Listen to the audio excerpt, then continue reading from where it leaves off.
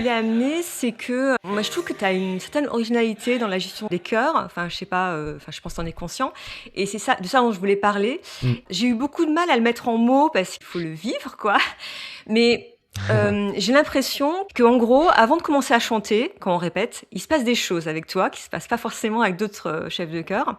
C'est un peu comme si tu jaugeais un peu notre niveau d'énergie en tant que choriste, et selon l'état dans lequel on est, tu vas soit nous recentrer sur nous-mêmes, soit, si on est à plat, nous dynamiser en fait. J'ai l'impression que tu joues avec notre énergie. Est-ce que c'est ça ta patte?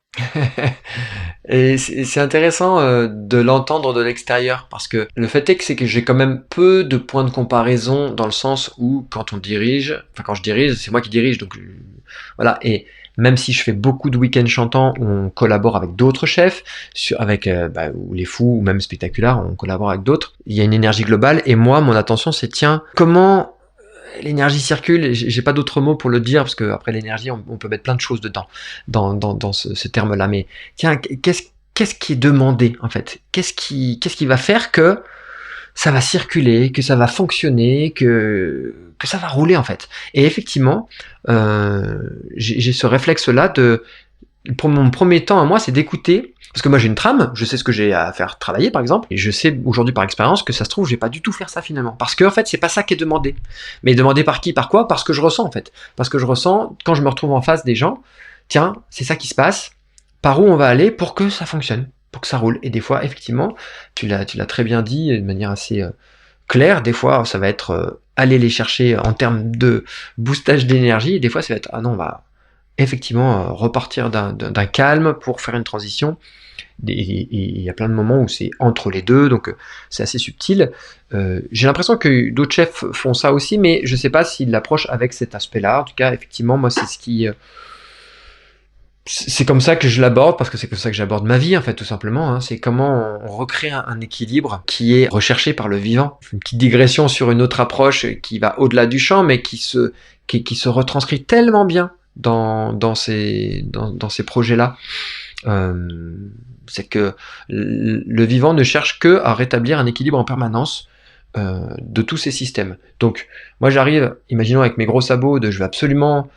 et en fait, ça va être forcer un passage. Et en fait, les gens vont le sentir malgré eux, et vont se sentir soit agressés par un propos, soit ça va tirer à cet endroit, et on va pas rendre efficace l'apprentissage.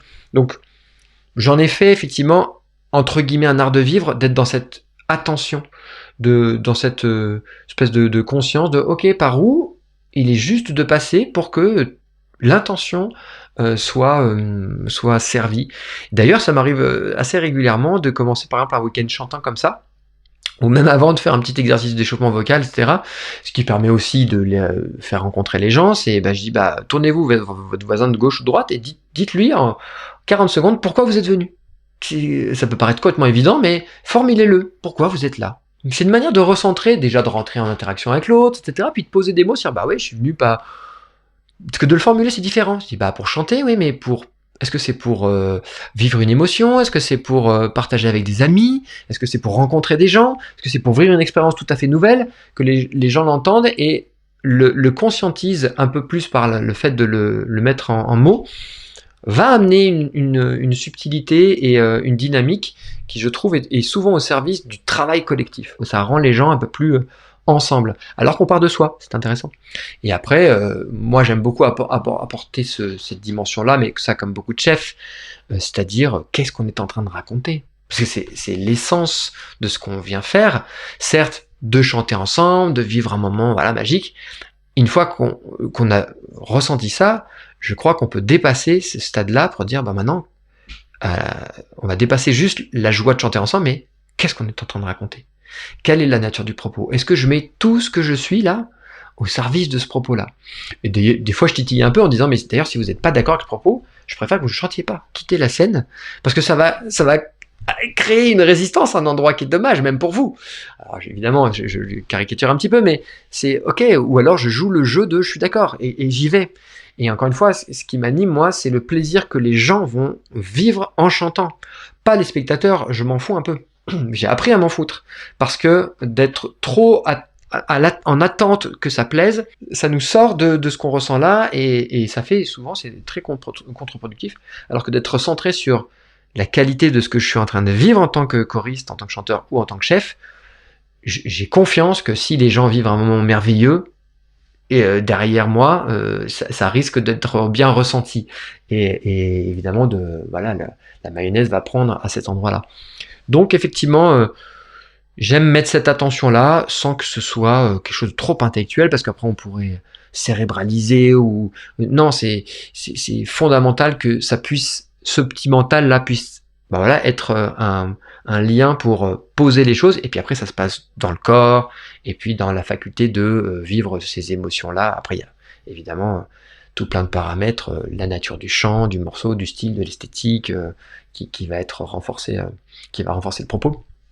Mais effectivement, j'observe avec les années d'expérience que plus je mets mon attention là-dessus, plus je propose ça, plus la qualité est élevée en face. Parce que moins les gens s'écoutent un peu intellectuellement, ou un retour un peu... parce je vais faire une généralité qui est évidemment fausse, mais on est quand même très très dur avec soi, je trouve, peu indulgent. Alors, je vais le dire d'une autre manière, je trouve que on s'accorde trop d'importance et pas assez de valeur. C'est-à-dire qu'on va mettre de l'importance dans ce qu'on va chanter. Ça, je le vois beaucoup dans les stages un peu plus individuels, parce que je propose ici des week-ends un peu plus réduits à 12 personnes, on va se challenger un peu plus individuellement.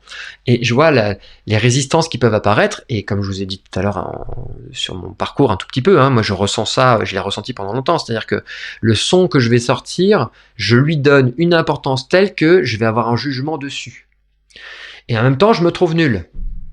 Donc, vous voyez, ce décalage, tu vois, ce paradoxe entre c'est très important ce qui va se passer, et la valeur que je m'accorde est quasiment nulle, quoi. Donc, l'idée, c'est de renverser un petit peu ça, c'est de reconnaître la valeur que je peux m'accorder, parce que le son que je vais produire n'altère pas qui je suis, en fait, en vrai. Mais ça, c'est valable parce que quand on avait 2 en maths, on nous disait qu'on était nuls.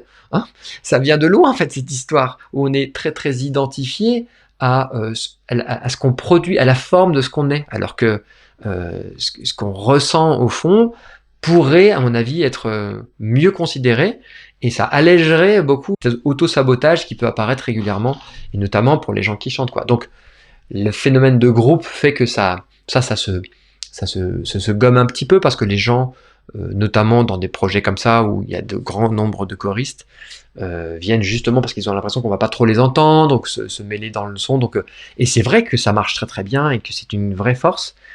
En même temps, je sais que, et j'aime bien les titiller de temps en temps, qu'il y a une part de soi qui aurait envie de chanter tout seul devant tout le monde, là. Même si, quand je dis ça à des gens, ils me disent non, non, non, surtout pas. Alors moi, c'est pas vrai du tout. Mais ceux qui me disent ça, je sais que c'est encore plus vrai.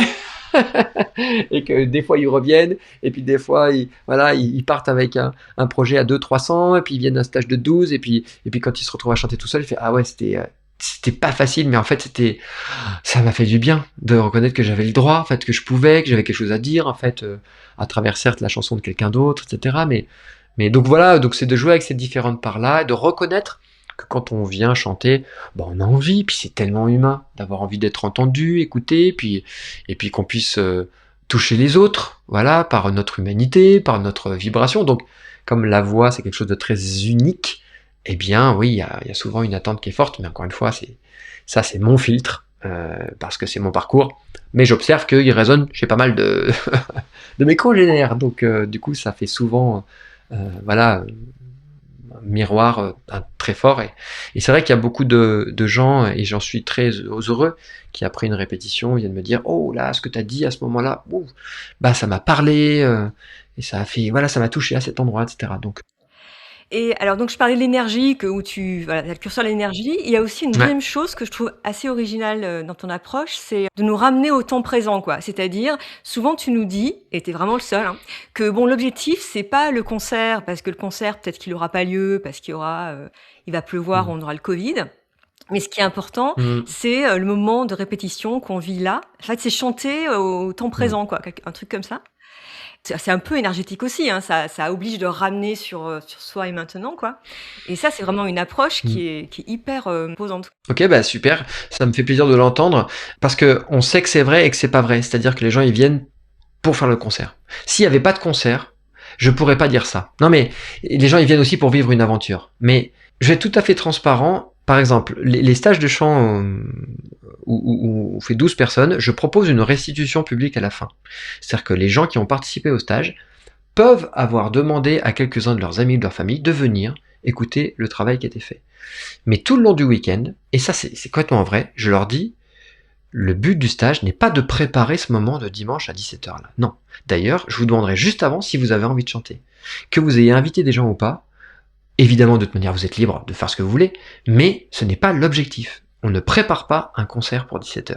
C'est si vous avez envie de partager ce que vous avez vécu, d'avoir envie de revivre une aventure, parce que nous, ce qu'on aura à vivre, on l'aura vécu. Le stage, il va se terminer juste avant que les gens arrivent. J'observe que ça permet de détendre quelque chose de très fort à l'intérieur, et c'est arrivé, je crois, depuis 10 ans que je fais ça, une seule fois où une personne n'a pas voulu rechanter derrière, parce que elle avait c'était déjà tellement fort pour elle, déjà de chanter devant 12 personnes, que voilà, elle avait vécu son truc, et elle a choisi de pas rechanter devant les personnes qui avaient été invitées. Mais c'est rare, en fait, les gens, du coup, de s'être mis dans une juste pression, fait que, ok, bah ouais, en fait, j'ai envie de le revivre parce que c'est cool, finalement, ça s'est bien passé, et puis des fois, ça se passe très bien, puis des fois, bah non, c'était quand même challengeant, finalement, mais donc ça, c'est chacun. Mais j'observe que c'est beaucoup plus valorisant et pour les gens, et qualitatif surtout. Parce que c'est évidemment quelque chose qu'on a beaucoup entendu, mais il n'existe que ce qui est là. Enfin, je veux dire, après-demain, ça n'existe pas encore. Donc, par contre, là, on sait qu'on est là, et on sait qu'on est en train de le vivre, et que pourquoi est-ce qu'on se priverait de le vivre avec toute l'intensité qui mérite, puisqu'on y est, sous prétexte d'attendre, voilà. Et en même temps, si on est juste dans cette insouciance, dire bah moi je vis l'instant présent, comme certains disent, alors je vais jouer un petit peu avec les mots. C'est simplement ne pas confondre profiter de l'instant présent avec vivre en présence de ce qui est là. Parce que profiter de l'instant présent, ça pourrait vouloir dire je m'en fous, on verra bien. Mais il y a une justesse à affiner, c'est que quelle est l'intention? C'est quand même que le jour du spectacle, ben, j'arrive pas complètement défoncé, en fait, avec la voix en vrac, même si je maîtrise pas tous les éléments. Donc, de faire comme si ça n'avait pas d'importance, c'est pas vrai. Donc, mais c'est de pas non plus mettre toute la pression sur ce moment-là, parce que pour plein de raisons, effectivement, il peut ne pas se dérouler, comme tu l'as dit, pour des conditions climatiques, pour des conditions qui nous dépassent, des conditions techniques aussi, ou tac, là, le micro qui marche plus, ou je sais pas quoi, et puis aussi parce que les conditions vont être tellement différentes que ça peut être très très déstabilisant, et que si on a mis toute notre focus, toute notre importance sur ce moment-là, alors que finalement je suis placé derrière un poteau, ou qu'il y a l'enceinte qui me crache dans les oreilles, que j'entends pas ma copine, que je sais pas quoi.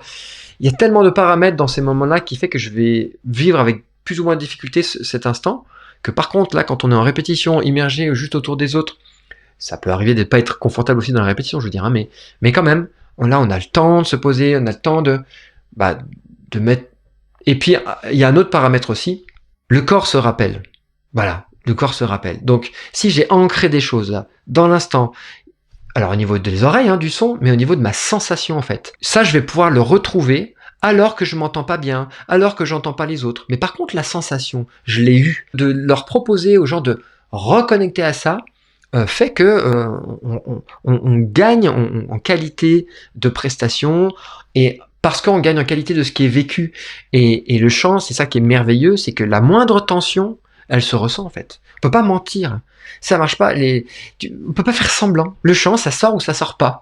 Alors, ou quand ça sort à moitié, on entend, puis c'est pas juste, parce que je suis pas juste avec l'intention. Donc du coup, je suis pas juste vocalement.